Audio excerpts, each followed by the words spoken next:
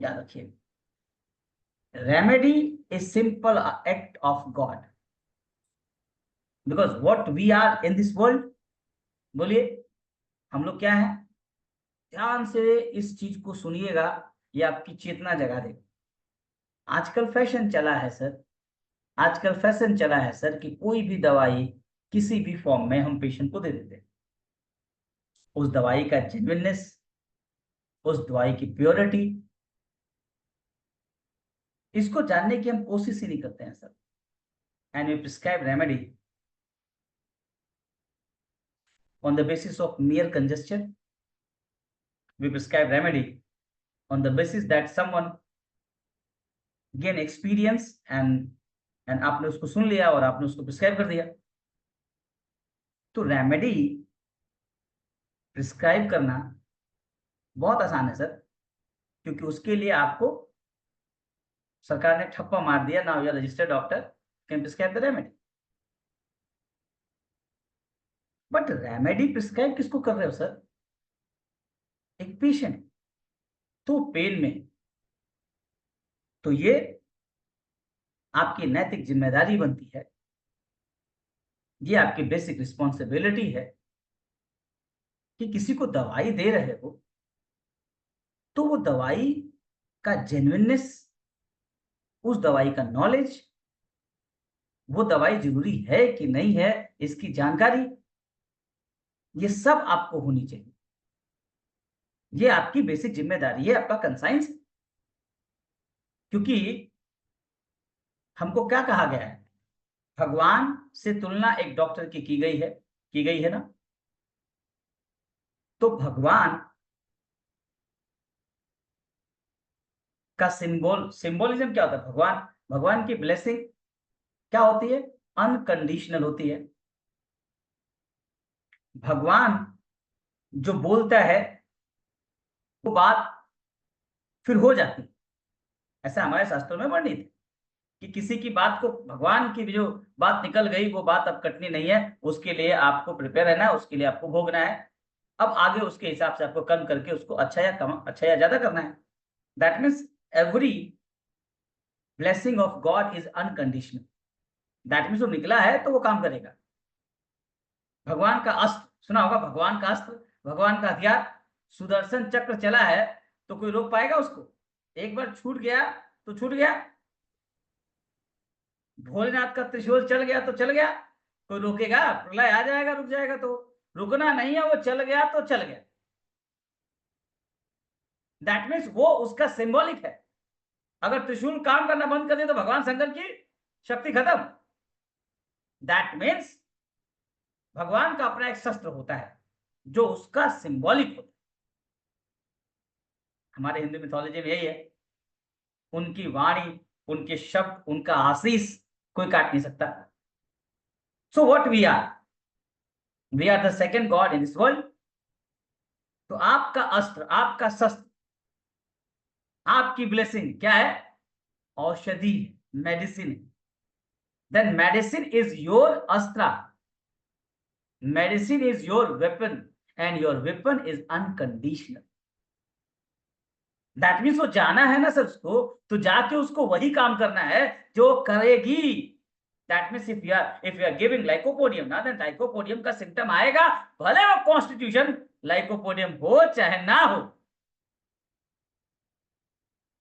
आपको जो दिया है आपने वो वहां जाके असर दिखाएगा।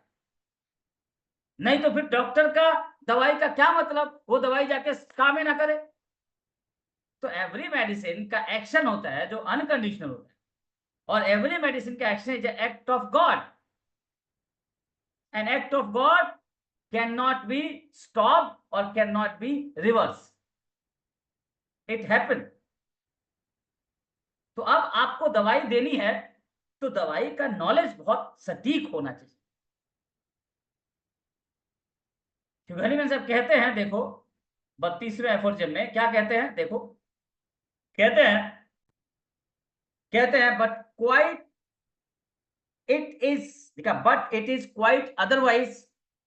उससे पहले क्या बोल चुके हैं 30वें में, 31वें में, कि डिजीज इज कंडीशनल। बीमारी ऐसे नहीं लगेगी, बीमारी कंडीशनल होती है। बट बीमारी कंडीशन मतलब बीमारी लगते लगते लगते लगते लगते लगते लगे, और वैसे ठीक भी होगा। देखो ध्यान से समझना, आपके सामने बहुत सारे पेशेंट आके आपको बोलेंगे, और बहुत ऐसी ऐसी बातें बोलेंगे कि आपके पास जवाब ही नहीं होगा। तो यहां पे दो तीन चीजें समझ लो। आप बीमारी समझ लो, आप जो है दवाई समझ लो, और आप क्या समझ लो, क्योर समझ लो। एक डॉक्टर की जिंदगी में ये तीन चीजों का अंडरस्टैंडिंग बहुत जरूरी है। जब ये तीन चीज की अंडरस्टैंडिंग आपको हो जाएगी, आप पक्के डॉक्टर हो जाओगे। वो तीन चीज क्या है? सबसे पहले तो एक डॉक्टर को बीमारी समझ, ठीक। दूसरा, दवाई समझ। तीसरा, क्योर, दैट मीन्स इलाज समझना है।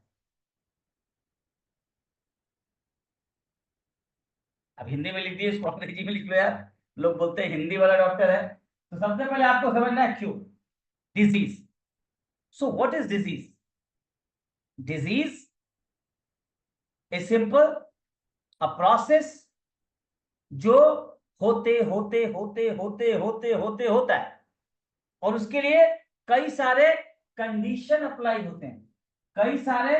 स्टार, स्टार का मतलब क्या होता है? शर्तें लागू। ये होते होते होते होगा।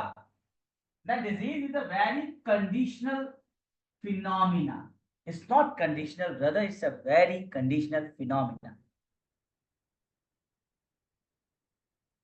अब मेडिसिन,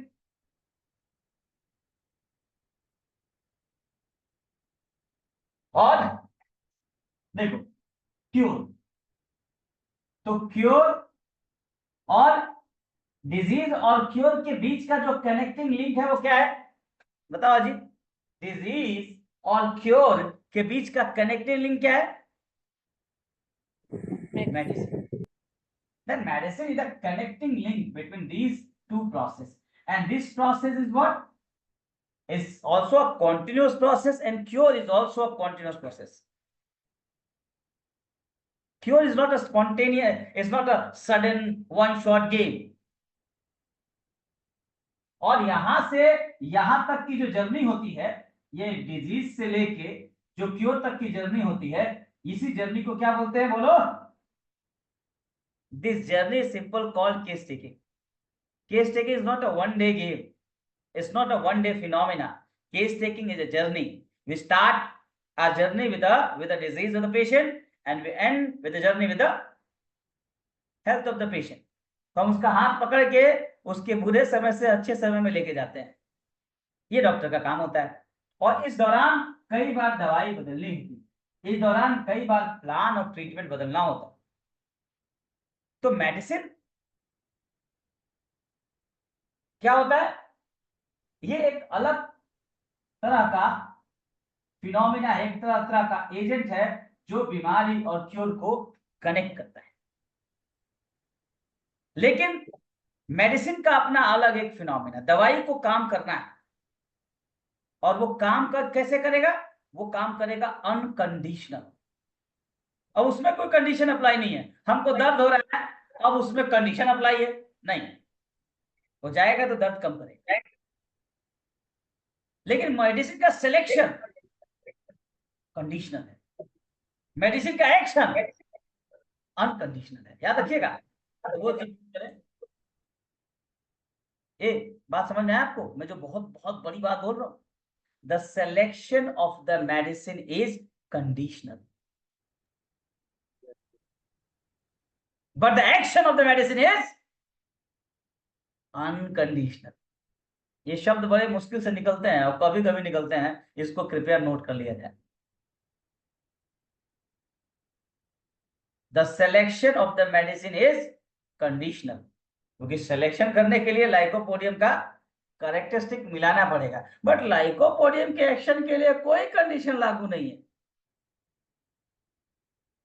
दवाई का चुनाव कंडीशनल है, लेकिन दवाई का प्रभाव अनकंडीशनल। अरे वाह, एक कोटेशन और मिल गया हमारी किताब के लिए, लिख लीजिएगा, हमको व्हाट्सएप करिएगा।